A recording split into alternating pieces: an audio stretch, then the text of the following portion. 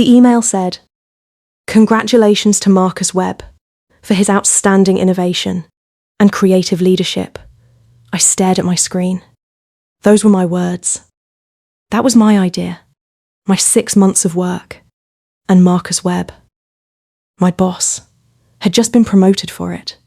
I didn't say anything that day, but what I did over the next 60 days destroyed him completely. My name is not important.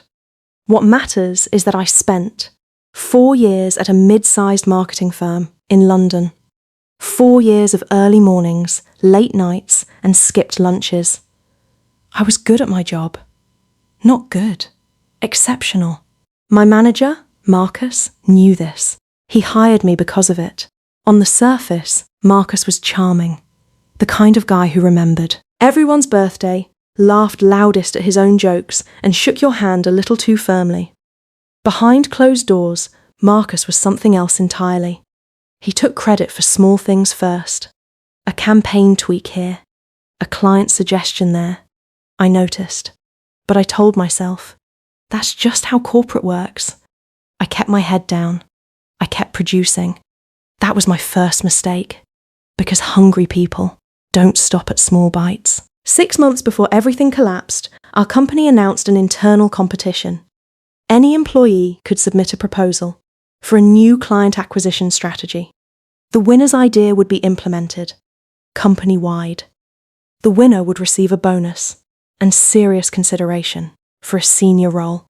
I spent 8 weeks on my proposal. I called it the mirror method, a strategy that flipped traditional, cold outreach completely on its head. Instead of chasing clients, you position your company as the obvious answer to a problem they're already publicly complaining about. It was specific. It was researched. It was mine. I made one mistake. I trusted Marcus. I showed him a draft, just to get feedback before submitting. He read it carefully, nodded slowly, said it was interesting but rough. He suggested I keep refining it before submitting officially. So I did. I kept refining. And while I was refining, Marcus submitted my idea himself, word for word, with a different title, and his name at the top. I found out through the company-wide email, the one calling him innovative, the one announcing his promotion, the one that arrived on a Tuesday morning, while I was sitting 6 feet away from him, watching him smile at his screen. Here's what most people would do. Storm into HR, confront Marcus publicly, send an angry email they'd regret. Here's what I did. Nothing. I stood up, walked to the kitchen, made a coffee, and I made a decision. I was not going to react. I was going to respond. And there is a very big difference. Reacting gives your enemy a warning. Responding gives them a receipt. I went home that evening, and I opened a document. At the top, I wrote 3 words, everything I know, and I started writing.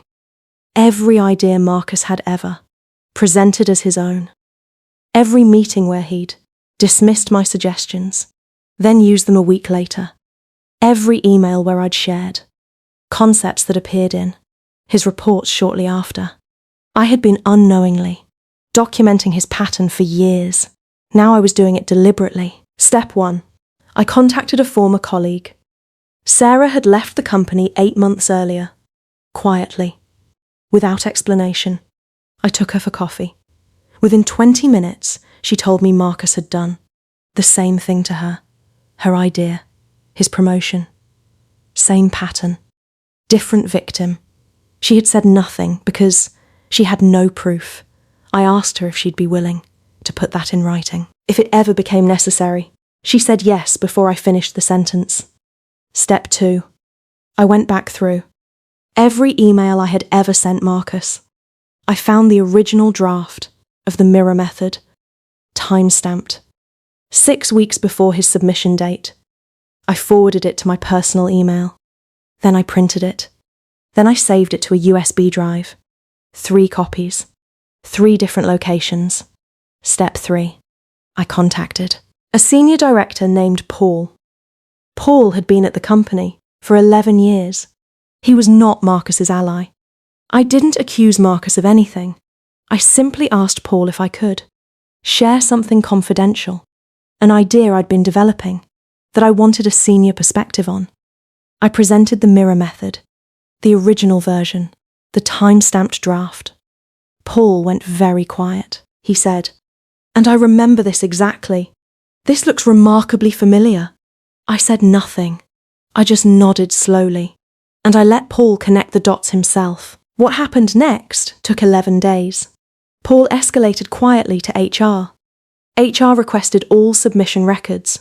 Marcus's submission was reviewed against internal email trails.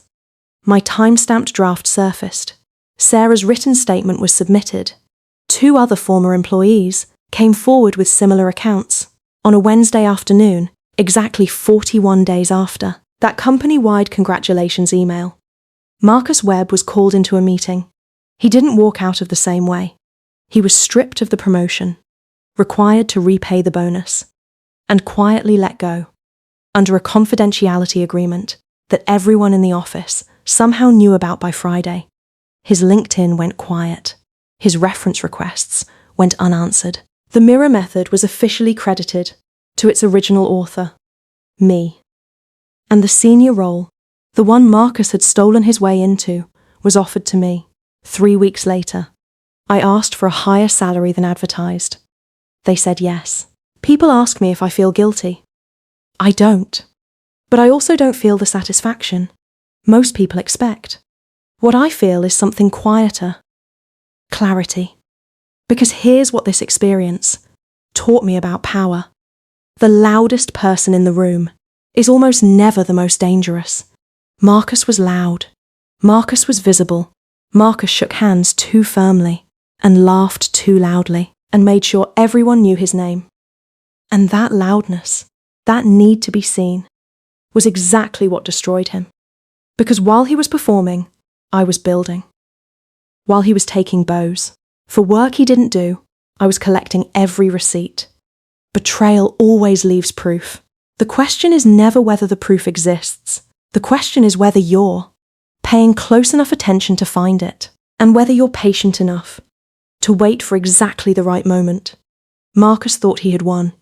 He had simply started a clock he didn't know was running. Before you leave, I want to ask you something specific.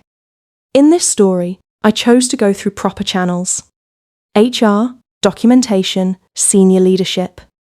But not everyone has that option, so tell me in the comments, if you were in my position and HR wasn't an option, what would you have done? Would you have confronted Marcus directly? Gone public? Or played the long game like I did? Drop your answer below. I read every single comment on this channel. And if you've ever had someone steal your work, your credit, or your opportunity, subscribe to Bleeding Receipts, because every week we read the receipts they thought were buried. See you in the next story. Betrayal always leaves proof.